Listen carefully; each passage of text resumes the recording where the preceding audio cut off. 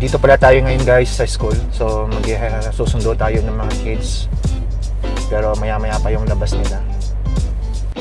I'm not sure kung lahat sa inyo ay ginagawa din to kapag nagpa-park. So usually kasi ang ginagawa ko pag nagpa-park ako sa sasakyan, so dinalagay ko muna sa neutral. And then parking brake. Tapos tsaka ko lang siya lalagay sa park. So yan. And then tsaka ko dahan-dahan bibitawan yung brake.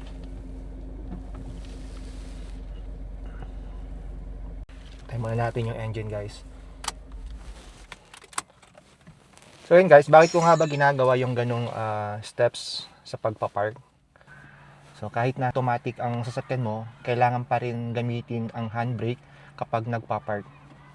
Kasi kapag naka-park ka lang, ang transmission mismo ay sumasalo sa bigat ng kotse. Lalo na sa kapag panahon na pababa. So kapag lagi mong ginagawa yon, pwedeng mas ma-stress ang transmission. So mas safe at mas tama talaga ang mag-handbrake muna bago ilagay sa park para yung handbrake ang hahawak sa sasakyan, hindi puro transmission lang. Simpleng habit lang siya pero malaking tulong para mas tumagal ang kotse at mas safe pa habang nakapark. So mapapansin nyo rin minsan guys kapag hindi gumagamit ng handbrake, para ang hirap alisin sa park, lalo kapag naka-park sa slope. Ibig sabihin nun, naiipit yung transmission dahil siya yung sumasalo sa bigat ng sasakyan. Pero kapag tama ang paggamit ng handbrake, mas smooth ang pag-shift at mas iwas stress ang kotse. Hindi porket automatic, ibig sabihin wala nang silbi ang handbrake. Safety feature pa rin siya, dapat ginagamit araw-araw. Kahit saglit lang kayo nakapark, kahit na halimbawa nasa mall, sa grocery store or gas station, magandang habit na gamitin lagi ang handbrake. Small habit pero malaking tulong sa safety at maintenance ng sasakyan. So yun lang guys ang ating parking tips for today.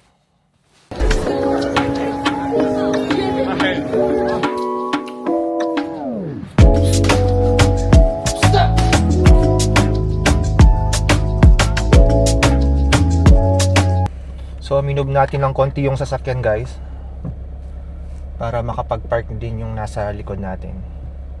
So yan. So natin gagawin, neutral, handbrake, then park. Tapos unti-unti nating i-release yung ating brake. So since summer na guys, so ayan, nilabas ko na yung bike natin. Kaya lang sobrang alikabok niya. So ayan. So siguro tomorrow lilinisin ko siya. Yan, para makapag-bike tayo ngayong summer. So, tagal ko din siyang hindi nagamit. Nakakamiss din mag-bike.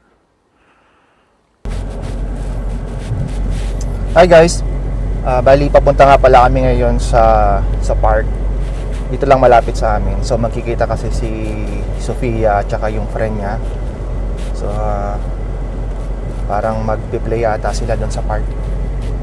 And then habang nagpiano sila, siguro lang kami doon, mag-exercise. So magba-basketball ako doon sa may school. Pero kasi doon may parang basketball court.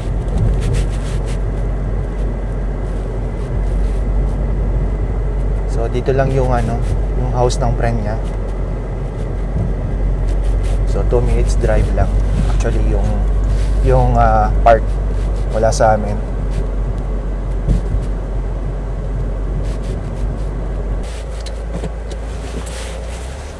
Do you want me to pick up si Rica? Ha? So, pick upin natin? So, ito yung park. Tapos may basketball court doon.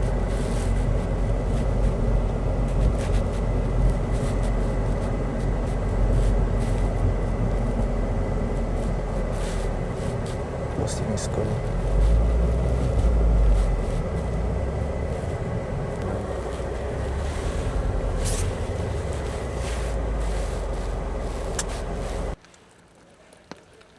meron tayo ditong panghangin.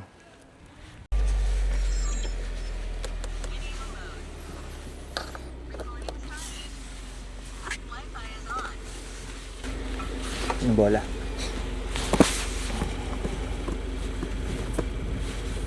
Sana yung ano rito. Ayan.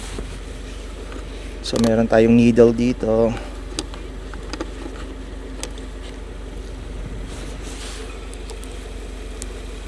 Kailangan lang natin siya hanginan ng konti.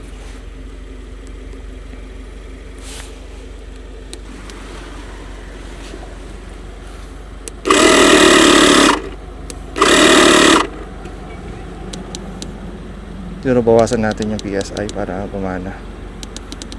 Ano lang siguro to, 5 PSI.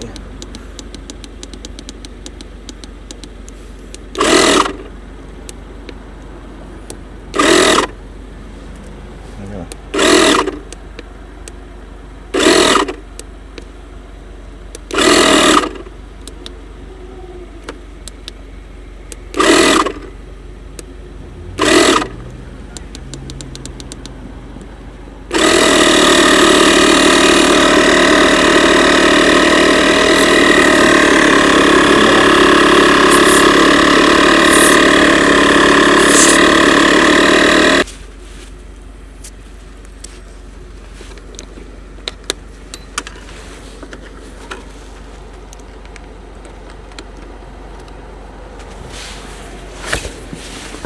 Ay, luto na natin.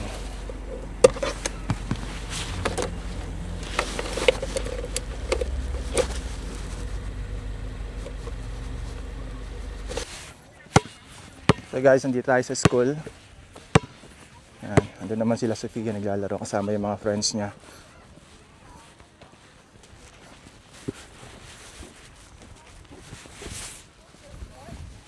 So ayan, stay lang ako dito siguro mga 30 minutes. Pero si Mama G mamaya pa. Until 2 o'clock ata siya. Kasi meron din kaming overtime ngayon. So after mag-exercise, then pasok naman sa work. So ayun yung court guys. Yung basketball ano dun. Yun, may mga batang naglalaro din. Konting exercise lang.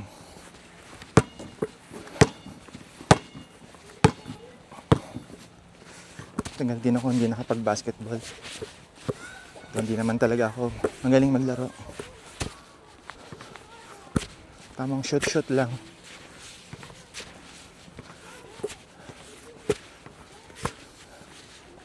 So dati pala guys, nagpa-part-time ako dito sa school as a lunchroom supervisor. Kaya lang dahil nga sobrang busy sa work, lagi kaming may overtime. So nag-quit na ako. Gusto nga nung parang supervisor namin dito na mag-stay ako. Kahit paminsan-minsan lang, on call ganon. Kaya lang hindi ko na rin siya mabigyan ng oras. Gawa ng sobrang busy namin sa work. Tapos ang oras dito from 11:35 to 12:35 akong nagbabantay ng mga bata. So yun lang ganyan trabaho ko dito dati. Nagbabantay lang ako ng mga kids during lunch time. So dati ang hawak ko is grade 6 and then nilipat ako dun sa junior high. Yan si Mama G, kasama ko siya.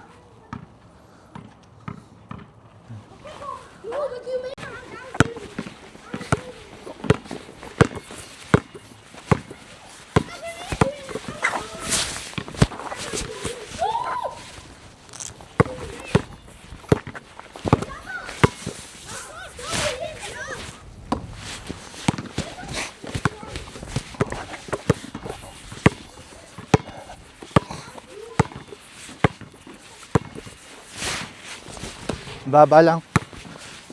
Baba na nga, hindi pa ako makashoot.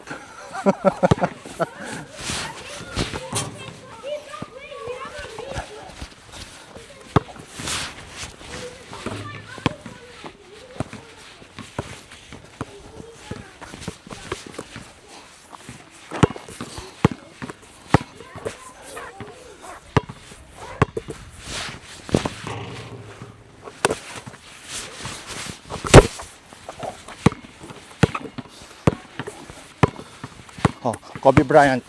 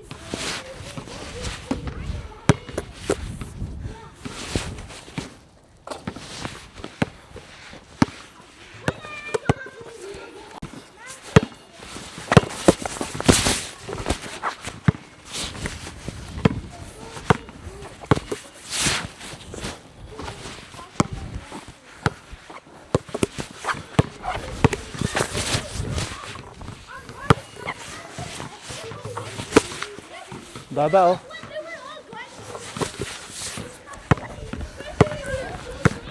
So ganoon lang, hinihingal na ako. Wala kasing exercise masyado. Hamunin ko kaya yung maliit na bata. Basketball.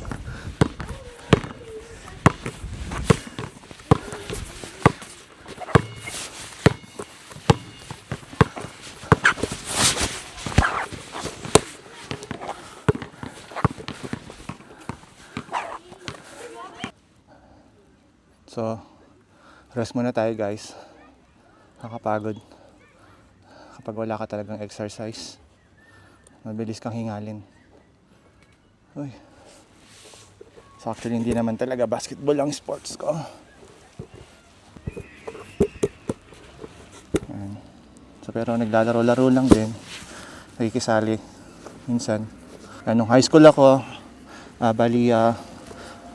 player talaga ako ng school ng volleyball. No, yun. So varsity player ako ng volleyball dun sa school namin since elementary. Tapos high school. Yan. And then nung nag-college ako, so dun sa department namin, sa management department. So yun, kinuha din akong player doon nung fourth year high school, nung fourth year college ako. So yan. And then bago ko nag-switch sa taekwondo, then karate do, yun. So yun na yung baling naging sports ko. Yung taekwondo tsaka yung karate do. So madalas din akong sumali sa competition dati. Nung nasa ibang bansa ako. So yun, sumasali ako sa competition.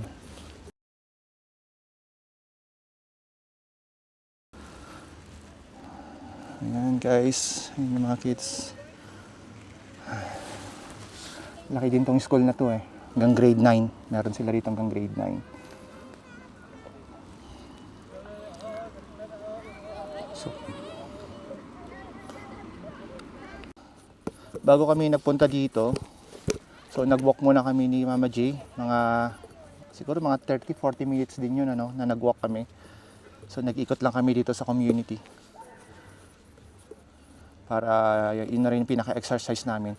Kaya medyo napagod din ako ngayon maglaro. Saglit lang ako nakapag basketball. Gawa ng katatapos lang din namin mag-walk.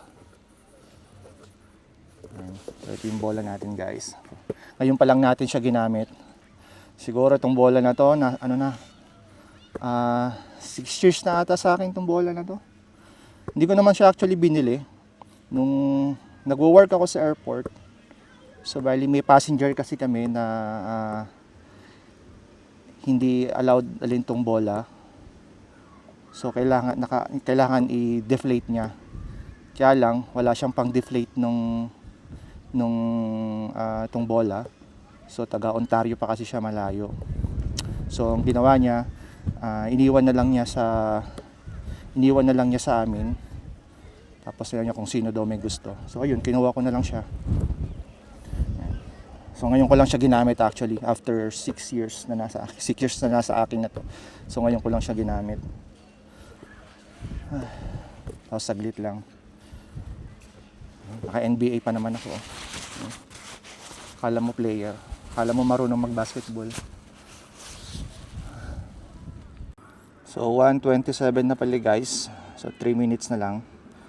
So kailangan ko na umalis dito. Kailangan ko pa kasi mag-take ng shower and then pupunta na sa work. Doon lang ako nag-park. Ito lang. Pero may iwan pa si rito, si Mama G. Hintay pa niya si Sophia. So 2 o'clock ata. Hanggang 2 o'clock magpi-play yung mga sila Sophia tsaka yung mga friends niya. Ayun sila. Doon sila oh. Ano yung? Oops. Doon sila nagpe-play.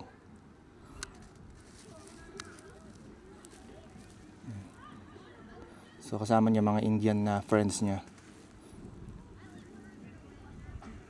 So ayun guys, kailangan ko nang umalis. Hindi muna ako sa bahay. Gagayak muna ako. Then pupunta na ako ng work. May iwan na sila dito. Mag-walk na lang daw sila pauwi. Total malapit lang naman. Mga 7 minutes walk lang ata, 5 minutes walk. Ayan.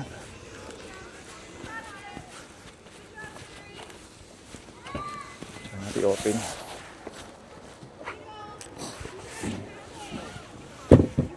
Yung Ontario plate pala ako guys.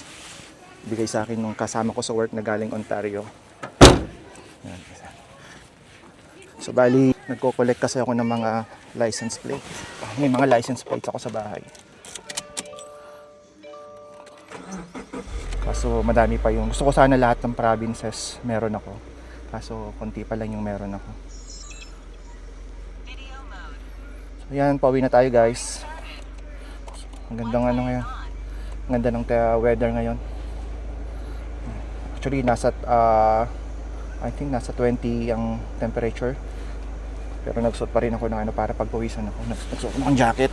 Pero manipis lang naman siyang jacket. Para lang pagpawisan ako. Okay guys, let's go.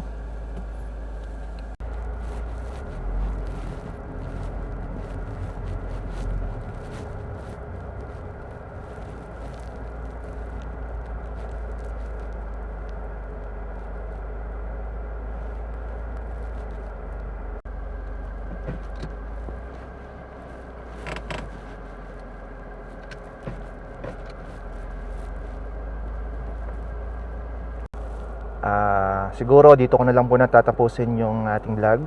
So salamat sa panonood at suporta.